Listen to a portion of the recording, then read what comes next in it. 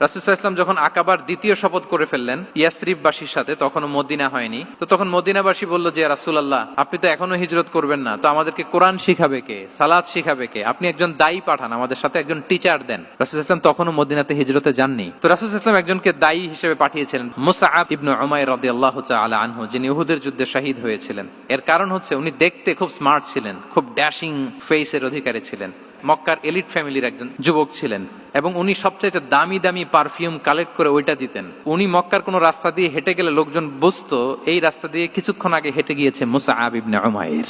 আমরা বাংলায় বলি না যে আগে দর্শনদারি পরে গুণবিচারী? আল্লাহ তাআলা এক একজনকে আমাদেরকে এক এক অবয়বে সৃষ্টি করেছেন। হুয়াল্লাযী ইউসাউবিরুকুম ফিল আরহামি কাইফা ইয়াশা। আল্লাহর একটা নাম হচ্ছে তিনি আল মুসাউবির, দ্য ডিজাইনার। মায়ের গর্ভে থাকতেই আমাদের কার চেহারা, কার কণ্ঠস্বর, কার স্কিন কালার, কে কিরকম হব, সব ফিক্স তিনি ঠিক করে দিয়েছেন। এটা আল্লাহর দেয়া। কিন্তু রাসূল সাল্লাল্লাহু আলাইহি ওয়াসাল্লামের উইজডমের ব্যাপার হচ্ছে তিনি আবু বকর রাদিয়াল্লাহু তাআলা আনহু, ওমর রাদিয়াল্লাহু তাআলা আনহু, ওসমান আলী, কাউকে চুজ না করে কাকে পাঠালেন? মুসআব ইবনে উমাইরকে। যে তাকে দেখলেই সবাই আগে পাগল হয়ে যায়, মানে ইমপ্রেস হয়ে যায়। ফার্স্ট ইমপ্রেশনটা তার খুব ভালো, এবং যেই প্ল্যান সেই কাজ। উনি যে পুরো মদিনা কাঁপায় ফেলছেন মাশাআল্লাহ। মদিনার ঘরে ঘরে উনি ইসলামের বার্তা পৌঁছে দিয়েছেন, এবং স্বয়ং রাসূলুল্লাহ সাল্লাল্লাহু আলাইহি ওয়াসাল্লামের আগে তিনি মদিনাতে জুমার নামাজ পড়েছিলেন।